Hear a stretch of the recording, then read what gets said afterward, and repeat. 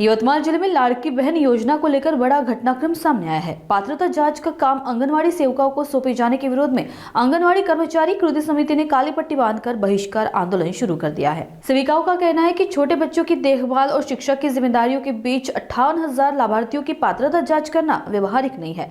समिति ने महिला एवं बाल विकास विभाग को लिखित पत्र सौंपते हुए मांगे पूरी होने तक काम न करने का ऐलान किया है। जिले में योजना के तहत 6 लाख से ज्यादा लाभार्थी है, जिनमें से 58,000 को अपात्र ठहराया गया है। अब सवाल यह है कि इस आंदोलन के चलते पात्र अपात्र जांच में देरी होगी और क्या वास्तविक लाभार्थियों को समय पर न्याय मिलेगा।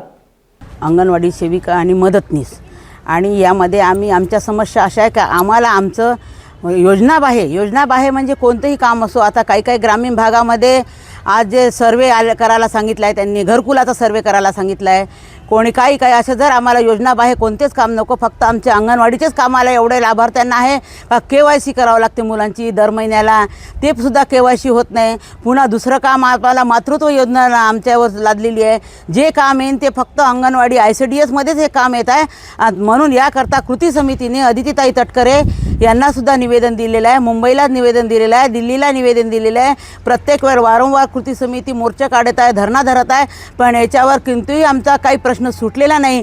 या कारणाने आम्ही पूर्ण देशव्यापी 12 तारखेला संप करणार आहे आणि आमची पुन्हा 8 तारखेला मुंबईला मीटिंग आहे। यावर पुढे आणखीन जो निर्णय होईल त्याच्यावर आम्ही जास्तीत जास्त बहिष्कार आमचं जर आम्हाला हे जर आमचे काम काढले नाही व आम्हाला आमचे जे ग्रॅज्युटी वगैरे आमचं जे मिळालं नाही, मानधन वाढून मिळालं नाही, आमचं मानधन नको वेतन हवे, पण वेतन तर देऊनच नाही राहिले आहे, पण ते सुद्धा मानधन अर्ध केंद्र सरकारचं अद्यापही अर्ध मानधन आम्हाला झालेलं नाही आहे। यासाठी आम्ही अंगणवाडी सेविका मदतनीस पूर्ण बहिष्कार टाकत आहे।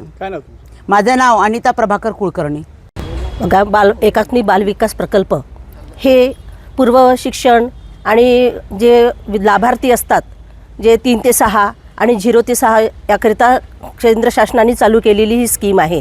पण इथं आता बघत आहे तुम्ही महाराष्ट्र शासनाने जे लाडली बहीण योजना काढलेली आहे, ती लाडली बहीण योजनाचा बोजवारा अंगणवाडी सेविकेवर दिलेला आहे।